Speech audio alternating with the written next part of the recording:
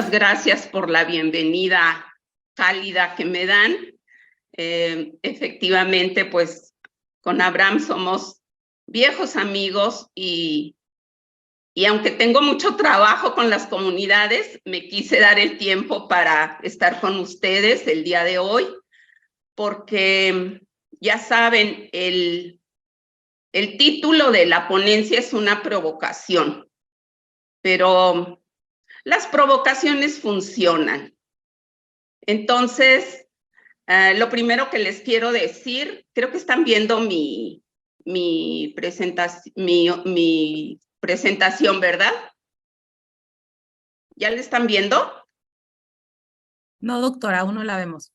No. A ver, entonces, si la pudieran poner ustedes, porque no la veo. ¿Es posible? Listo, ya se está proyectando. Muchas gracias. Bueno, entonces les decía que el título es una... Voy a quitar mi cámara para que no nos falle el internet. El título es una provocación, pero me parece que en las aulas las provocaciones funcionan bien. Entonces, efectivamente, el asunto de esta disyuntiva, todos los estudiantes o la mayoría de nosotros tenemos esta disyuntiva cuando hacemos una tesis. El asunto de lo cualitativo o cuantitativo. Y de lo que yo les quiero hablar hoy es de una posibilidad, una oportunidad. ¿Me dan la siguiente, por favor? Miren, tenemos muchos estereotipos en la investigación. Y aquí me encontré este meme. Hay muchos memes sobre el tema en internet. Este me gustó porque se presta para lo que yo les quiero decir. La decisión de cualitativo o cuantitativo tiene dos niveles. Tiene un nivel en el terreno de lo epistémico y otro en el terreno de lo instrumental. Y escogí 3 preguntas que son con las que más trabajamos en las tesis. El qué, el para qué y el cómo. A veces el quiénes también se incluye. En el tema del qué, en el punto del que ya sabemos que empezamos con un tema y el reto de los docentes es la problematización. La problematización siempre ha sido una dificultad grande en investigación. Y cuando llegamos por fin a un problema, entonces las preguntas nos llevan al para qué. Y el para qué tiene que ver con el telos, con la finalidad, con el propósito más profundo de qué es lo que nos motiva a investigar y para dónde queremos ir. Y esa pregunta es muy difícil de responder cuando no hemos estado familiarizados con la jerga académica de la investigación. Otra pregunta que con menos frecuencia se hace, pero que sí se empieza a hacer, sobre todo ya en la tradición cualitativa, es para quienes investigamos. Y aquí tiene que ver con a qué intereses servimos los docentes. Seamos o no conscientes, servimos a intereses. Entonces, esta pregunta también es importante, aunque no es frecuente hacerla. Y la pregunta más difícil que nos hacen en los avances de tesis siempre es el tema de la metodología. Y la metodología con el cómo tiene que ver con procedimientos, pero en todos los cómo incluyen siempre al para qué, oculto. En la pregunta cómo siempre está escondido el para qué. Y si no lo trabajamos suficientemente, empezamos a tener problemas precisamente porque no tenemos claridad de lo que está atrás de lo que queremos hacer, de todos los paradigmas, todas las explicaciones teóricas que ha habido antes de que nosotros querramos investigar eso. Y nos centramos en lo instrumental y decidimos lo cualitativo porque suponemos que es más fácil. Y ese es un engaño. Puedo decirles que lo cuantitativo es más fácil que lo cualitativo, porque finalmente en lo cuantitativo se aprenden procedimientos y todo sale bien porque hay poca exigencia de interpretación de datos. Bueno, depende de los investigadores, pero en general eso yo pienso que es más difícil lo cualitativo y que es un engaño decir como son complicadas las matemáticas, es complicada la estadística, entonces me voy por lo cualitativo porque es más fácil. A mí me parece que eso no es así. ¿Me da la siguiente, por favor?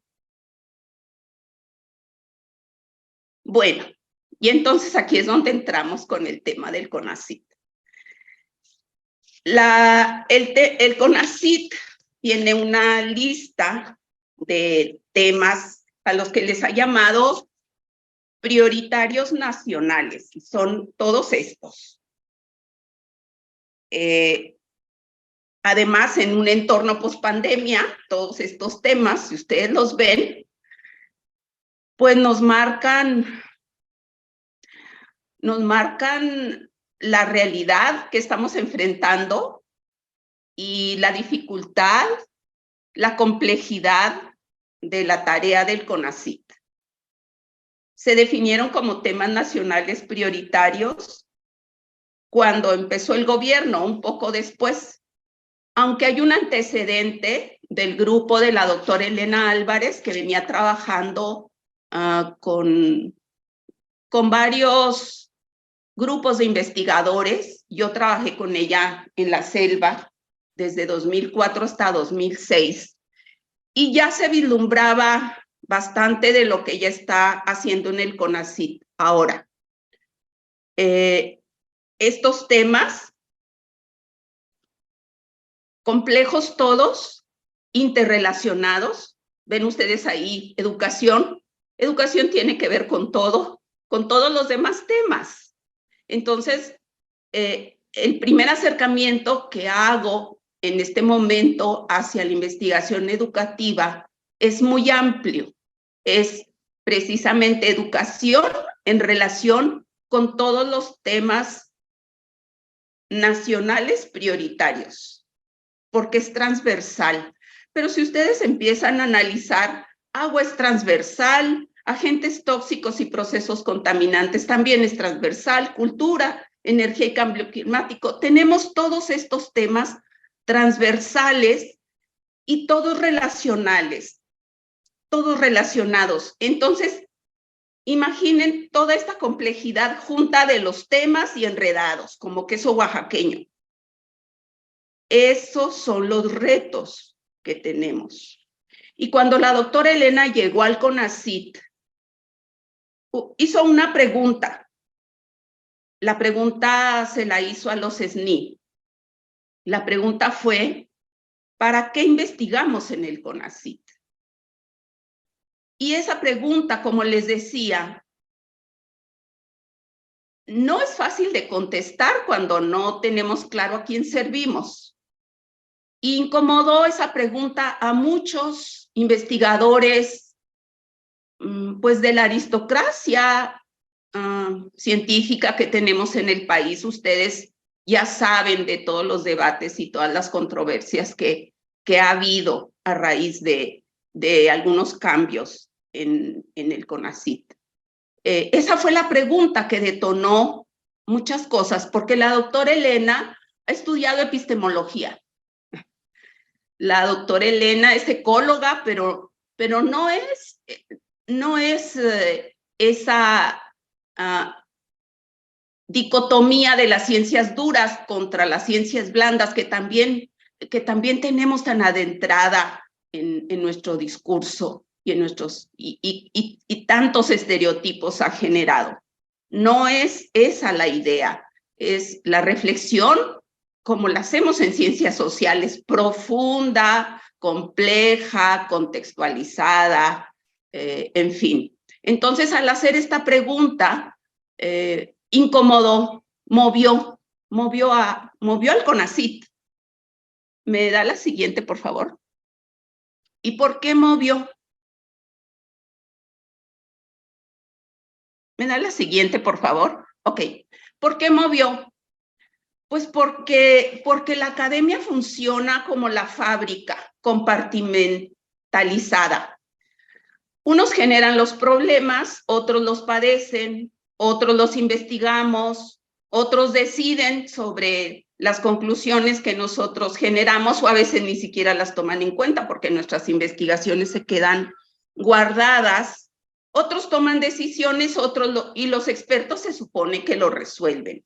Lo que está más cuestionado ahorita es este punto de los expertos, pero también toda la desarticulación que tenemos de los sistemas con una incertidumbre creciente, con leyes que no se aplican, con poderes fácticos actuando en todo el territorio nacional, con apatía social, con naturalización de los problemas que vivimos. Rápido nos acostumbramos y ya lo normalizamos, con inercias de escenarios pasivos en el deterioro ambiental, también hay un deterioro educativo, y con predominio de intereses privados sobre intereses públicos, y con gobiernos débiles, lamentablemente también. Entonces, ante esto se generaron unos lineamientos que llevan a un modo distinto de investigar. ¿Me da la siguiente, por favor? Bueno, lo que dice el plan que se elaboró en el CONACYT es esto. Dice que la gestión institucional de los temas prioritarios requiere cruce de metodologías, requiere referentes epistémicos y tecnológicos, uso de recursos transdisciplinarios y multisectoriales. Y también habla de un diálogo epistemológico incluyente de todas las formas sociales de conocimiento, que tiene que ver con lo que hemos llamado el diálogo de saberes, y de incluir el conocimiento no académico, poniéndolo al mismo nivel de respeto y de seriedad que el que nosotros aprendemos en las escuelas. Entonces, el reto de hacer grupos de investigación que acepten pluralidad metodológica y que acepten combinar enfoques para trabajar en grupos es muy grande. Lo hemos estado nosotros iniciando en el tema del agua, pero creo que en educación hay muchas oportunidades, sobre todo para ustedes, jóvenes, que sí tienen inquietudes de trascender en lo que hacen. ¿Me da la siguiente, por favor? Bueno, y aquí es cuando quiero empezar la reflexión con ustedes. Lo primero fue como para contextualizar el tema. Bruno Latour tiene una propuesta de comprensión de los fenómenos sociales y naturales. Quiero decir que Bruno Latour no separa ciencias naturales y ciencias sociales. En su propuesta de humanidades científicas, él no hace una distinción entre ambas. Y dice que cuando algo no funciona, es una gran oportunidad para ver cosas que no están en la apariencia, no están todos los días ahí. Nos pone el ejemplo de cuando la computadora se nos descompone y tenemos que empezar a buscar quién la arregle. Y nos empezamos a enterar de cosas de nuestra computadora, pues que no sabíamos, porque solamente actuamos como usuarios. Entonces, Bruno Latour dice que las emergencias son una gran oportunidad para ver de otro modo.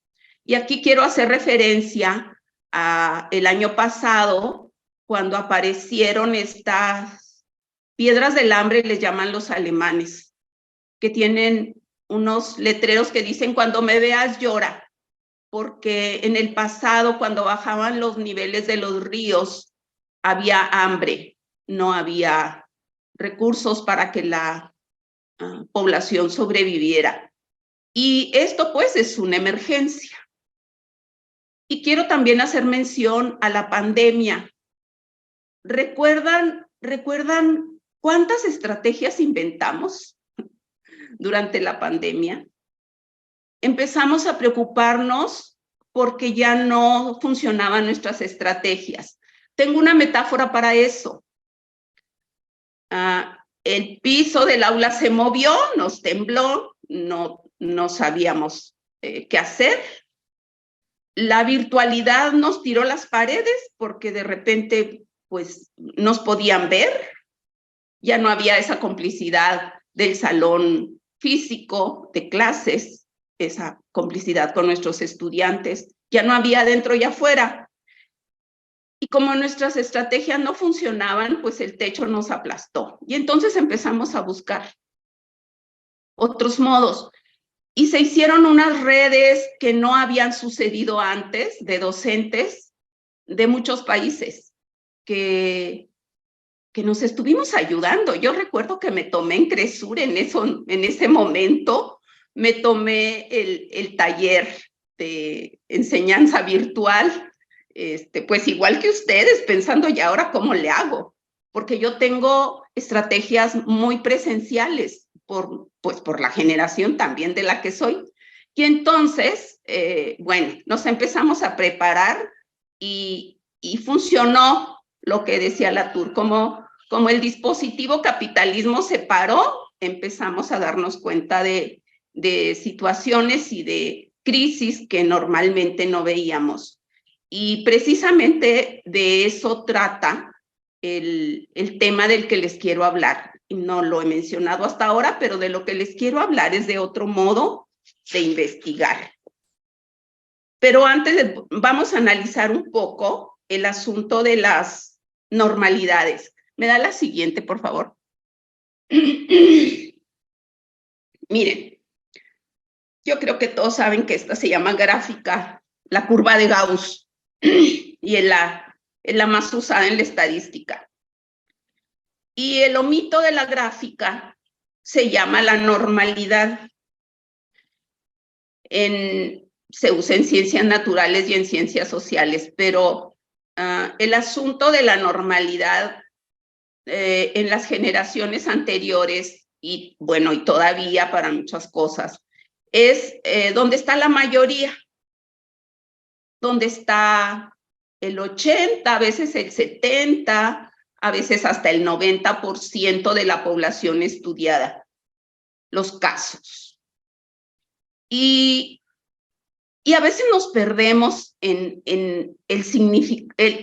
los datos y nos olvidamos que la interpretación de los datos y el significado de los datos es lo importante, no los datos por sí mismos, no los datos. Los datos pueden ser interpretados de diferente manera. Y entonces aquí les quiero poner un ejemplo que me involucra, que involucra a mi generación. Haciendo referencia a Tina Turner, que ustedes saben acaba de fallecer, y que aunque yo no tengo 80 años todavía, tengo 65, Tina fue uno de los íconos de mi generación. Y cuando Tina era 19 años mayor que yo, pero era pues uno de mis ídolos de juventud, entre otros, soy de la generación hippie. Y Tina, si nosotros pusiéramos a Tina Turner 16 años, que aguantó a Ike Turner golpeándola, Tina estaría en la curva normal, en la normalidad. porque en aquel tiempo las mujeres no dejaban a los hombres golpeadores. Entonces esa era la normalidad. Cuando Tina dejó a Ike Turner, se fue a la colita de la curva. A ustedes les puede sonar muy raro porque son muy jóvenes, pero en mi pueblo, les decía que soy de Chihuahua, cuando yo era adolescente todavía se consideraba que cuando una mujer se casaba ya era asunto de su marido. Incluso mi papá tenía un dicho que era, si se casa ya es harina de otro costal. Y los papás intervenían poco en las situaciones de las parejas, incluyendo la posibilidad de maltrato. Claro, mi papá siempre me orientó para no dejarme golpear, pero finalmente era el asunto de que no podía intervenir porque ya éramos asunto del marido. Y fíjense que yo me di cuenta que no quería estar casada y me vine a Chiapas. Yo tenía 20 años. Muy lejos. Mi marido no había modo de que me encontrara. Pero ¿saben qué? Yo estaba en la ilegalidad porque me acusaron de abandono de hogar. Entonces, yo estaba en los cisnes negros, los que no se comportan de acuerdo con lo normal. Este punto de la estadística, esta debilidad del cuantitativo, nos llevó a analizar las cosas de otro punto de vista, para lo cual este modo estadístico tradicional no sirve. Sigue sirviendo para algunas cosas, pero para otras ya no sirve. Y para explicar las anormalidades, tenemos entonces los métodos de la complejidad, que es, ahora sí, de lo que yo les quiero hablar. ¿Me da la siguiente y la siguiente? La otra. Eso. Bueno, yo he sido, además de académica, marginal, siempre en la marginalidad, no tengo, dirían que soy un poco nómada. He sido activista social combinada con la academia y eso me llevó a otro modo de investigar. El modo de investigar ligado a la idea de resolver problemas. Y como de manera natural fui llegando a algo que se llama la ciencia posnormal, en la cual la ciencia, la política y lo que hacemos todos los días no se ve como separado. El ímpetu que yo heredé de mi juventud de cambiar las cosas, pues no se ha ido. Y el asunto es que al ir aprendiendo y pasar de la asesoría a organizaciones, luego a la consultoría y después a la investigación, encontré un camino que es el camino de la transdisciplina y la ciencia posnormal. Y aquí estoy. Estoy en el tema del agua y en el tema de la educación. Y lo que yo les quiero decir es solamente que hay otros modos de investigar, que se salen bastante de algunos cánones académicos y sin embargo siguen manteniendo rigor epistemológico, teórico y metodológico en muchos sentidos. Aceptar la complejidad implica no reducir, pues lo que más se le ha criticado al método tradicional es el reduccionismo metodológico que deja de ver el campo y se centra solamente en algunas variables. La otra cuestión es que los académicos estamos muy acostumbrados a centrarnos en las diferencias con los otros. Y casi no nos centramos en las coincidencias y lo que permite hacer grupos fuertes de investigación es centrarnos en las coincidencias. No tenemos que coincidir en todo. Podemos tener divergencias y aún así trabajar juntos, porque eso permite la colaboración.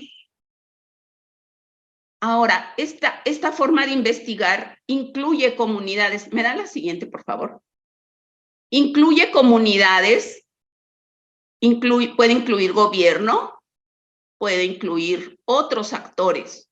Es decir, no solamente investigamos los académicos, las comunidades investigan, todos investigamos juntos con un para qué común que tiene que ver con resolver un problema. La transdisciplina está orientada a la acción, a resolver esos problemas nacionales, prioritarios, regionales, de adentro de un aula, en una comunidad, resolver. Y resolver implica unirnos con otros, porque un solo actor es difícil que pueda solo en las condiciones en las que estamos actualmente. ¿Me da la siguiente, por favor? Ok. ¿Qué busca la investigación transdisciplinaria? Busca tres cosas: trascender, resolver problemas, transformar y transgredir. Y la pluralidad teórica y epistemológica es la que ven en esta diapositiva. Recupera el constructivismo, porque de hecho las primeras pretensiones de unificación de la ciencia fueron con el Círculo de Viena y con Piaget, es decir, de tener explicaciones complejas, integradas, lo cual en aquel momento no sucedió. ¿Se puede combinar el constructivismo con el paradigma crítico? Sí. Y con la fenomenología, sí. Y con la idea de que todos los temas nacionales se refieren a bienes comunes y que debe prevalecer el interés común sobre el privado y el económico, sí. ¿Es fácil? No. Luego, en la segunda pretensión de resolver problemas, ahí es donde entra el enfoque de proyectos, que es bastante pragmático y que implica ponerse de acuerdo, aunque no estemos todos de acuerdo, y que también implica incluir la estadística, reciclar la estadística. ¿Por qué no reciclar todo el conocimiento que tenemos si estamos en emergencia? ¿Por qué no echar mano de todo? Reciclar es necesario ahora. Entonces el conocimiento también se puede reciclar. Le podemos dar nuevo significado a la curva de Gauss. Si ahora ponemos en la normalidad la no violencia, entonces los eventos raros pues van a ser los eventos violentos y estamos reciclando la herramienta. Entonces por eso también es pragmático. Transformar y transgredir implica que vamos a mezclar la política, que vamos a hacer política, que vamos a generar poder para resolver el problema y que vamos a tratar de eso, de no reducir, sino de incluir la mayor cantidad de elementos posibles para entender el problema, porque mientras más profundamente lo entendamos, más posible es construir soluciones juntos. ¿Me da la siguiente, por favor? Bueno, y lo que les traigo aquí es un acercamiento de definición que tiene que ver con lo que hacemos en la red de sistemas socioecológicos y sustentabilidad. Quizá ustedes puedan construir una definición de colaboración transdisciplinaria para la educación.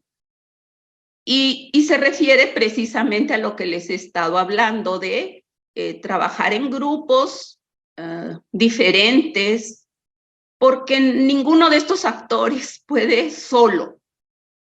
Entonces, en la transdisciplina, el grupo de investigación-acción se convierte en un sujeto social transformador que gestiona, que hace presión, que resuelve, que toma decisiones sobre lo que puede controlar y sobre lo que puede decidir con el poder que tiene, y que no pregunta si se puede o no, lo hace. Y creo que en las escuelas tenemos suficiente poder para resolver muchos problemas, otros quizá no, pero pues ahí es donde podemos unirnos para resolver los que están fuera de nuestro alcance, o para los que necesitamos aliados con mayor poder. ¿Me da la siguiente? Bueno, y hay pasos. Digamos, puede haber variantes, pero hay pasos. Lo primero que tenemos que acordar es qué problema queremos comprender, explicar, resolver, escuchando a todos los participantes, los que integren el grupo transformador. El paso 2 es ¿para qué? Porque si no hay un propósito común que incluya unos valores conjuntos, todo lo demás se vuelve trivial, instrumental. Entonces aquí el saber para qué en estos temas casi siempre tiene que ver con asuntos de largo plazo, no con temas del día a día, que sí se manifiestan en el día a día, pero que tienen que ver con nuestro futuro como sociedad, nuestro futuro como humanidad, todos los riesgos que enfrentamos, ¿qué podemos hacer? En el paso 3, la diversidad de enfoques, y aquí es donde cada uno va a contribuir con lo que sabe hacer. Y yo he visto crear instrumentos comunes a un ecólogo y un antropólogo. ¿Vieron? Entonces, los he visto trabajar y dejar de lado la dicotomía de datos duros, datos blandos, ciencias naturales, ciencias sociales, y crear instrumentos comunes que incluyan la visión de las comunidades, los conocimientos ecológicos de las comunidades, y al mismo tiempo puedan acordar cómo reunir datos de campo. Entonces, a eso se refiere la diversidad de enfoques.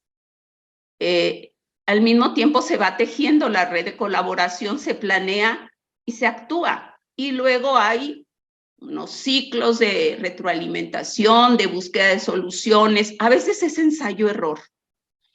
Y como no hemos todavía, y creo que no pretendemos tener una metodología de la generalización, seguimos en el asunto de documentar casos.